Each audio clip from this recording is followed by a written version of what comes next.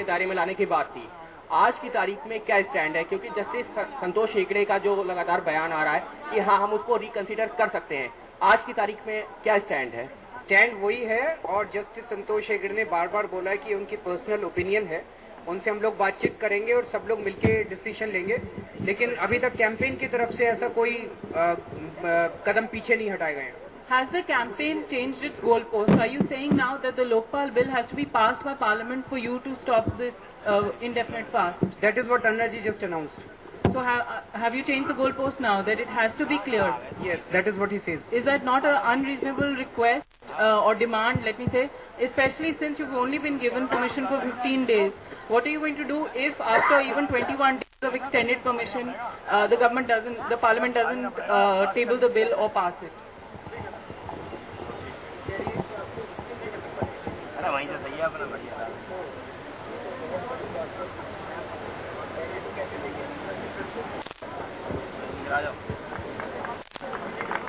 मैं तो मेरे जीवन का निर्णय ले लिया है। अगर जहाँ इस समय नहीं है वो नहीं है, यहाँ पे बाबा रामदेव आरोपों के घेरे में है, तो जब जनता आप पे भरोसा कर रही है तो आप कितने एकजुट हैं, कितने यूनाइटेड हैं? पहला सवाल ये है मेरा आपसे। देखिए, हमारे अंदर कोई मतभेद नहीं है, वो जानबूझ के रोज कुछ ना कुछ मतभेद ढूंढने की कोशिश की जा रही है। अब अगर संतोष हेगड़े साहब ने ऐसा बोला, उस स्टेटमेंट में उन्होंने कहा कि ये मेरी पर्सनल ओपिनियन है और मैं सब लोगों से बातचीत करूंगा, तो हम सब लोग बातचीत करेंगे। उन्होंने कहा कि इन मुद्दों के ऊपर बाद में विचार हो सकता है, लेकिन अभी सब लोगों की कैंपेन की राय ये है कि इनके ऊपर भी नेगोशिएशंस नहीं हो सकते और उनसे हम बातचीत कर लेंगे। इसमें कोई भेद नहीं है, उन्होंने अपनी पर्सनल ओपिनियन जाहिर की है। देखिए, हम कोई बातचीत करने से नहीं कतराते ना मुकरते हैं। कोई भी सरकार का जना अगर बातचीत करना चाहता है, ये डिस्कस करने के लिए कि भाई ये और बेहतर होगा या इस बिल में इस प्रावधान की जगह ये प्रावधान हो जाए वो बेहतर होगा, हम बातचीत करने के लिए तैयार हैं। लेकिन हम भ्रष्टाचार से कॉम्प्रोमाइज करने के लिए नहीं तैयार हैं। इस तरह का कॉम्प्रोमाइज करने के लिए नहीं तैयार हैं कि भाई कुछ लोगों को भ्रष्टाचार के घेरे से बाहर रख दिया जाए। अरविंद जी, मेरा एक सवाल है। आपके ऊपर ये आरोप हो रहा है कि आप बहुत ज्यादा एक्सट्रीम हो रहे हैं, आप कहीं भी सुनने के लिए तैयार नहीं है। पहले 2-3 दिन तो सिर्फ यही बहस चली कि कहाँ जगह देनी चाहिए, कहाँ नहीं देनी चाहिए। अगर महात्मा गांधी जी के तत्व फॉलो करें तो महात्मा गांधी कहीं पे भी बैठ के अपना अनशन शुरू कर देते। उन्होंने कभी नहीं कहा मुझे यही जगह चाहिए। और दूसरी चीज ये है कि आप कंटिन्यूसली यही कह रहे हैं कि हमारे यही मुद्दे हैं, वही मुद्दे हम नहीं चर्चा करेंगे, तो क्या मिडिल पाथ नहीं निकलेगा? क्या अन्ना जी का अनशन ऐसा ही जारी रहेगा? क्या सिर्फ उनके जान की कोई कीमत नहीं है कि आप सिर्फ डटे रहेंगे कि नहीं हमें यही मुद्दा चाहिए, हम इसके आगे जाएंगे नहीं? कहीं पे तो ये डेडलॉक टूटना चाहिए। आपको नहीं लगता कि आप चर्चा आपको भी करनी चाहिए और कहीं पे लीनियंट होना चाहिए? हम बिल्कुल लीनियंट होने के लिए तैयार हैं। हमने कहा कि आपका चैनल, आप कौन से चैनल से? ईटीवी पे एक बहस छेड़िए कि किन किन मुद्दों पे कॉम्प्रोमाइज होना चाहिए, आपके व्यूअर्स क्या चाहते हैं, और ईटीवी इस पे स्टैंड ले कि आपके व्यूअर्स जो चाहते हैं कि जिन जिन मुद्दों को आज छोड़ दिया जाए उन मुद्दों को हम छोड़ रहे हैं। देखिए, ये थ्योरेटिकल बात के ऊपर कोई फायदा नहीं है। आप प्रैक्टिकली बोलिए कि ये 4 मुद्दे जेन्युइन नहीं है, इनको छोड़ दीजिए, उसके ऊपर चर्चा शुरू की जाएगी। चर्चा शुरू करते हैं देश के अंदर। हमने तो बहुत चर्चा की है, जनता से बहुत जाके बातचीत की है। इनके अंदर ये कहना कि आप बिल्कुल इनफ्लेक्सिबल हैं, हम भ्रष्टाचार से कॉम्प्रोमाइज नहीं कर सकते, हम लुट रहे हैं, हमारा पैसा लुट रहा है, हम टैक्स का पैसा देते हैं, और आप कहती हैं मान लीजिए आपके घर में एक बच्चे को ट्यूबरकुलोसिस हो जाता है, आप डॉक्टर को जाके कहेंगे कि 40% ट्यूबरकुलोसिस ठीक कर दीजिए, 60% अगले साल ठीक कीजिएगा। अरविंद जी, एक सवाल आपसे जानना चाहूंगा। थोड़ा सा मीडिया जो कर्मी हैं उनमें भी एक चीज को लेकर संशय है, वो आपसे चाहूंगा कि बिल्कुल क्लैरिफाई करें और आप ही करें। वो ये कि अब तक ये माना जा रहा था कि आपकी जो मांग है वो ये कि संसद में जो कमजोर लोकपाल बिल पेश किया गया है उसको विथड्रॉ किया जाए, स्ट्रॉन्गर लोकपाल बिल पेश किया जाए, विच मे नॉट नेसेसरीली बी जन लोकपाल, तब हम अनशन से उठ जाएंगे। आज आप कह रहे हैं कि पेश करो जन लोकपाल, उसको पारित करो, तब तक नहीं उठेंगे, क्या यही है? ऐसा ही अन्ना जी ने कहा, उनका ये कहना है कि सरकार उस बिल को प्रेजेंट करे, और चूंकि सरकार की मेजॉरिटी है पार्लियामेंट में, तो सरकार बहस करने के बाद उसको बड़े आराम से पारित करा सकती है। नहीं तो सरकार के साथ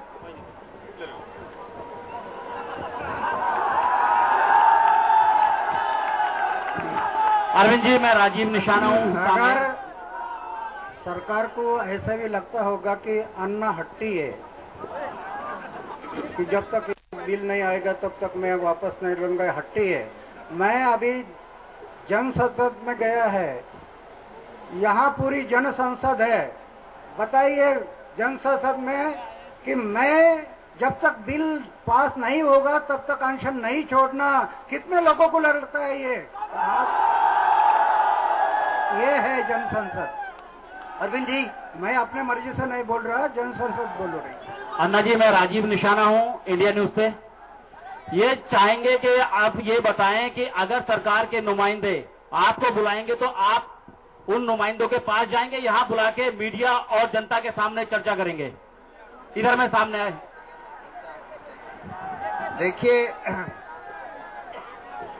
जब ये जॉइंट ड्राफ्टिंग कमेटी बनी थी तो हमने बार बार गुहार लगाई सरकार से कि इस जॉइंट ड्राफ्टिंग कमेटी की मीटिंग्स को सार्वजनिक करिए, उसको टेलीवाइज करिए। सरकार ने ये बात नहीं मानी।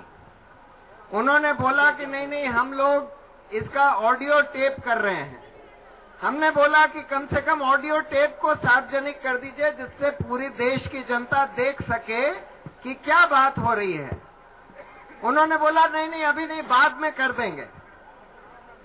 जब जॉइंट ड्राफ्टिंग कमेटी खत्म हो गई, उसके बाद हमने उनसे बोला कि भाई अब तो वो ऑडियो टेप्स दे दीजिए, जिससे देश की जनता को पता लग सके कि क्या बातें हुई। उन्होंने आज तक वो ऑडियो टेप्स हम लोगों को नहीं दिए हैं। हम तो खैर यही चाहेंगे कि जो भी अब बात हो बिल्कुल सार्वजनिक तौर पर हो, बिल्कुल खुले में हो।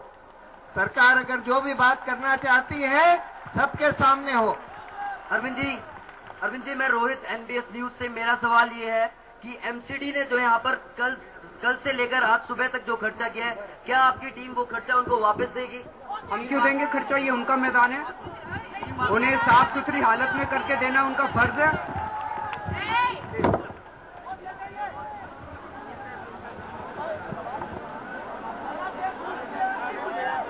मैं चैनल वन से नेहा माहेश्वरी बोल रही हूँ। सवाल ये है कि आज चौथा दिन है अनशन का अन्ना हजारे का। अभी आपको 15 दिन की इजाजत मिली है। ये अनशन क्या इस बिल को पटल पर, संसद के पटल पर रखने तक के लिए है या फिर कानून बनने तक के लिए? अभी अन्ना जी ने बताया कि सरकार की संसद में मेजॉरिटी है और सरकार इस बिल को पारित करा सकती है, तो सरकार को इस बिल को संसद में पारित कराना चाहिए। केजरीवाल जी, आदित्य बोल रहा हूं। अभी अन्ना जी ने बात की ग्राम सभा की। ये जो भीड़ है यहाँ पर, ये जो कम्युनिकेशन हो रहा है इस वक्त इस आंदोलन का, वो कस्बों से और शहरों से है। अभी तक ये गूंज वहाँ गांव तक नहीं गई है। क्या आपकी टीम ने कोई ऐसी स्ट्रेटजी बनाई है कि ये आवाज में वो गांव की आवाज भी शामिल हो? वो स्ट्रेटजी क्या है? क्या इस पर कोई काम कर रहे हैं? आप, मेरी एक नम्र निवेदन है कि अनफॉर्चुनेटली टीवी कैमरास गांव तक नहीं पहुंचे हैं। अगर आप गांव में जाएंगे तो आप देखेंगे कि गांव के अंदर लोग अनशन के ऊपर बैठे हुए हैं। अभी वो गांव से कितने लोग आए हैं? यहाँ पे गांव से भी भट्टा, परसौल और आसपास के कई गांवों से लोग आए हुए हैं, दूर दूर से लोग आए हैं। और वहां पे लोग, अगर आप अपना कैमरा भेजें वहां पे, तो कई गांवों में लोग बैठे हुए हैं। अनफॉर्चुनेटली कैमरा वहां नहीं जा रहे हैं, कैमरा यहीं तक सीमित है। अरविंद जी, मेरा सवाल ये है कि आपने ड्राफ्टिंग कमेटी में सरकार के 5 मंत्रियों के साथ बातचीत की थी। अब अगर बातचीत होती है तो क्या आप उन 5 पे भरोसा कर सकते हैं और सरकार पे क्या आप भरोसा कर सकते हैं दोबारा? क्योंकि आप पहले एक बार भरोसा करके ड्राफ्टिंग कमेटी में जाते हैं। नहीं, बातचीत तो हमें करनी पड़ेगी और बातचीत के जरिए ही जनतंत्र भी बातचीत से चलता है और समस्याओं का समाधान भी बातचीत से ही निकलता है। बातचीत हमें करनी पड़ेगी और बातचीत का नतीजा अब सामने आएगा। अब हमें आउटकम चाहिए। आउटकम यही है कि वो लोकपाल बिल संसद में प्रस्तुत किया जाए और उसे पारित कराया जाए। अरविंद जी जो लास्ट 4 दिनों में एक सवाल इधर से होना चाहिए, एक सवाल है अन्ना जी की तरफ से। अरविंद जी अरविंद जी एक सवाल इधर से लीजिए, एक सवाल इधर से लीजिए, एक सवाल उधर से ले लीजिए, एक सवाल इधर से ले लीजिए। अरविंद जी सवाल ये है कि जो मैं कुमार विक्रांत सिंह एनडीटीवी इंडिया से बोल रहा हूँ, सवाल ये है कि जो लोकपाल बिल सरकार ने पेश किया वो स्टैंडिंग कमेटी में गया, आप लोग वहां पर गए। स्टैंडिंग कमेटी में सभी राजनीतिक पार्टियां हैं, सभी राजनीतिक पार्टियों के सदस्य वहां पर हैं। आखिर ये क्या वजह आपको लगती है कि कोई भी राजनीतिक पार्टी जन लोकपाल बिल का समर्थन नहीं कर रही है, चाहे बीजेपी हो, चाहे समाजवादी पार्टी हो, चाहे बीएसपी हो? ये क्या वजह है? क्या कोई आप विकल्प दे सकते हैं इस देश को 2014 में? नहीं, हम चुनाव में नहीं खड़े होंगे, लेकिन हमें ये लगता है कि इस देश के हमारे माननीय सांसदों को और पॉलिटिकल पार्टीज को इस जन सैलाब को और इन जन भावनाओं की कद्र करनी पड़ेगी। यही जनतंत्र है, और अगर वो नहीं करेंगी तो हमें ये लगता है कि ये जनतंत्र के खिलाफ होगा। बार बार चुनौती देते हैं कि आप सियासत में जोर आजमाइश कर लीजिए, संसद सुप्रीम है, वहां पर आकर कानून बना लीजिए। संसद सुप्रीम नहीं है, देश की जनता सुप्रीम है। जनता के सहारे आप चुनाव में क्यों नहीं जाना चाहते? क्या हम चुनाव में नहीं जाएंगे, ये हमारा मौलिक अधिकार है। हमारा मौलिक अधिकार है हम भ्रष्टाचार के खिलाफ आवाज उठाएं, हमारा मौलिक अधिकार है हम अन्याय के खिलाफ आवाज उठाएं। और सरकार कहती है कि अगर आप भ्रष्टाचार के खिलाफ आवाज उठाओगे तो चुन के आओ, हम नहीं चुन के आएंगे।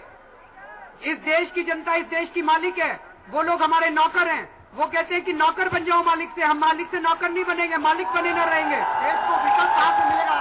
अन्ना जी, देश को विकल्प की भी जरूरत है। अगर कोई पार्टी जन लोकपाल बिल का समर्थन नहीं कर रही है तो विकल्प कौन सा मिलेगा देश को?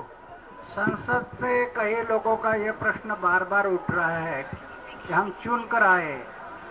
आप चुनकर आए नहीं, हमने चुनकर दिए हैं, इसलिए गए हैं, चुनकर आए नहीं। 26 जनवरी 1950 जिस दिन पहला प्रजासत्ताक दिन हम मनाया, उस दिन ये प्रजा इस देश के मालिक हो गई। प्रजा मालिक है इस देश की। सरकारी तिजोरी का पैसा जनता का है। हम दो बात के लिए जनता ने इनको भेजा है, एक तो हमारे पैसे का सही प्लानिंग करो, और इस देश के सर्वोच्च व्यवस्था न्याय व्यवस्था है, अच्छे अच्छे कानून बनाओ। ये दो काम के लिए भेजा है जनता ने। जनता मालिक है, आप सेवक है। और मालिक जब पूछता है कि आप 42 साल में 6 बार बिल आ गया लोकपाल का, पारित नहीं किया, तो क्या मालिक का हक नहीं पूछने का कि क्यों नहीं आया? एक सवाल यहाँ से है अरविंद जी, जिस तरीके से पिछले 4-5 दिनों में अन्ना एक नेशनल हीरो के तौर पर प्रोजेक्टेड भी हुए हैं और बन गए हैं। आज एक विचार मंच से ही आया था, मध्य प्रदेश के कोई नेता थे, उन्होंने कहा था कि एक रेफरेंडम होना चाहिए कि कौन लोकप्रिय ज्यादा है, मनमोहन सिंह ज्यादा लोकप्रिय है या अन्ना ज्यादा लोकप्रिय है। आपने इतना रेफरेंडम करवाया, क्या एक और रेफरेंडम करवाया?